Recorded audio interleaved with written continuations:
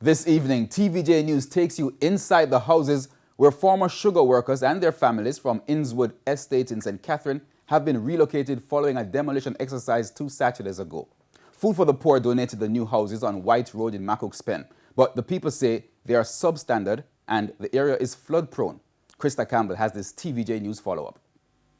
From demolition to relocation, TVJ News has been on the journey with the sugar workers and their families who were evicted from the former sugar lands on which they labored and lived for at least the past 50 years. We slave in a sugar, we work in a sugar, we do everything, grandparents, mother, father, everybody. Give we what we deserve. We deserve better than this. Hard man, tears come from me and I shouldn't do people them. Uriel Sims says he's been at the Innswood Estate from he was a young boy. I work in a lab, I work at trash heap, I work on the carrier. A lot of places I work down here. But he's more concerned about younger persons who have lived at the estate all their lives. Charity organization Food for the Poor has stepped in to offer the residents an alternative living arrangement. But the people say they needed more time to get the houses to acceptable living conditions. You're taking us from our home to where? Dungeon. You bring me back in a zinc fence, barbed wire, bush, scorpion, snake. Look at the ground. You see the cane road them in the same way. Your house only a 2 door. A 2 bedroom, but I go 2 door. Well, if you tile it now work, you can see electrician come work on them and people live in there. See tile it there, you tile it, then come and drill the hole them because the termites them start.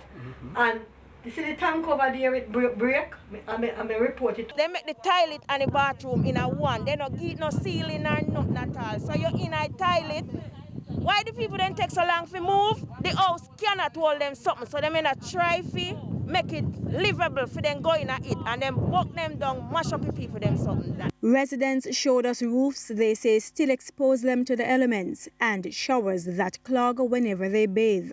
We caught up with Margaret Jones, still searching for diabetic and other medication she said went missing after her house was demolished on February 13.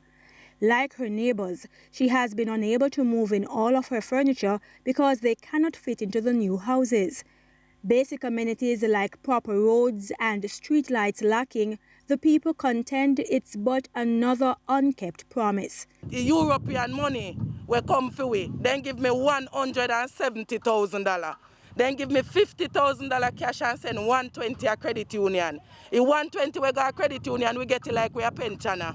$4,000 every fortnight. Up to News Time, Managing Director for the Sugar Company of Jamaica, SCJ Holdings, Joseph Shukir, had not provided a response to the residents' concerns.